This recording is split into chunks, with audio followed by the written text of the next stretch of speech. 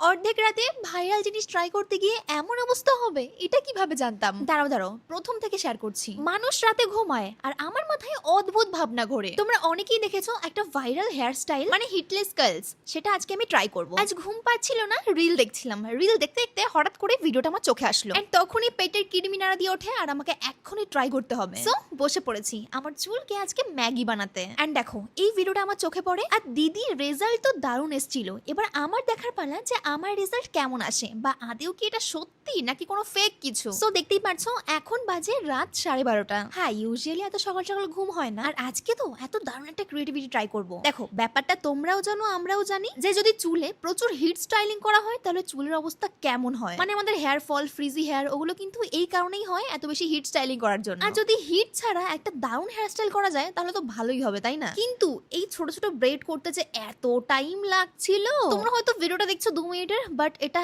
করতে প্রচুর টাইম লেগে গেছে। জাস্ট আমার 2 হাত পুরো ব্যথা হয়ে গেছে। যদি আমার মাই হেয়ার স্টাইলটা করে যেত আই থিঙ্ক আমার হাতে এত ব্যথা হতো না। কিন্তু এত রাতে মাকে পাবো কোথায়, মা তো ঘুমিয়েই পড়েছে। যাই হোক, এই কটা হেয়ার ব্রেড করতে প্রায় 2 ঘন্টারও বেশি টাইম লেগে গেছে। আর তার থেকে বড় কথা, এই ব্রেড গুলো কিন্তু করতে হবে খুবই টাইট করে। যদি এই হেয়ার বেরোনি গুলো লুজ করো তাহলে কিন্তু অত ভালো রেজাল্ট আসবে না। তো আমি রিভিউ দেখেই এটা করেছি। যাই হোক, রাতেই অদ্ভুত ডিনার করে আমি তো ঘুমিয়ে পড়েছিলাম। সকালে ঘুম থেকে উঠেই একটা আজকেই আসলো সেই পার্সেলটা আনবক্সিং করেছি। দেখলাম একটা সুন্দর কোয়ার্ড সেট এসেছে, তো ওটাই পরে বসে পড়েছি। তো এবার আমি আমার চুলগুলোকে আনবক্সিং করব, আই মিন এই হেয়ার গুলো খুলবো। আর প্রথমেই এই হেয়ারের আগাগুলো দেখে পুরো মন খারাপ হয়ে গেছে। আমি তো ভাবছিলাম যা, এত কষ্টের ফল বৃথা হয়ে গেল। যখন প্রথম হেয়ার ব্রেডটা ওপেন করি, দেখো আমার মোটেও পছন্দ হয়নি। আমার মুখ দেখে তোমরা বুঝতেই পারছো। ভাবছিলাম ইনফ্লুয়েন্সাররা যা দেখায় সবই হয়তো মিথ্যে। কিন্তু যখন আস্তে আস্তে যখন আমি সব চুলগুলো খোলা শুরু করি তখন আমার মুখে একটা আলাদাই হাসি ফুটে গেছে।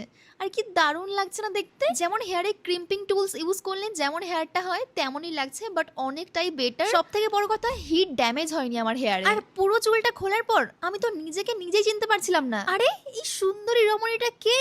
যেমন কার্লি হেয়ার তেমন সুন্দর দেখতে। ভাইরে ভাই, আমি তো পুরো ক্রাশ খাইছি। এখন তো আমার এটাই মনে হচ্ছিল যে কেন কোনো অনুষ্ঠান বাড়ি নেই আজকে নিমন্ত্রণ আমার। টু বি অনেস্ট, আমি পুরো প্রেমে পড়ে গেছি। মানে এক্সপেকটেশন যেরকম ছিল তার থেকে অনেক অনেক সুন্দর হয়েছে। আরো একটা কথা তোমাদেরকে বলে দিই, আমি ওই হেয়ার ব্রেড করে রেখেছিলাম প্রায় 7-8 ঘন্টা, তাই আমার হেয়ারটা এমন হয়েছে। তোমরা চাইলে হেয়ার ব্রেড করে 2-3 ঘন্টাও রাখতে পারো, তাহলে এই কার্লিনেসটা একটু কম হবে। যাই হোক, সব বাদ দিয়ে আমার নিজের লুকটা আমার দারুণ পছন্দ হয়েছে। স্পেশালি ড্রেস, হেয়ার সবকিছু এত সুন্দর লাগছিল। বাট ঘুরতে যাওয়ার কোনো জায়গাও ছিল না। বাট নেক্সট টাইম কোনো স্পেশাল ইভেন্টের আগে এটা অবশ্যই ট্রাই করব। নেক্সট কোন রকম হেয়ার স্টাইল ট্রাই করব আমাকে কমেন্টে ফটো দিয়ে যাও।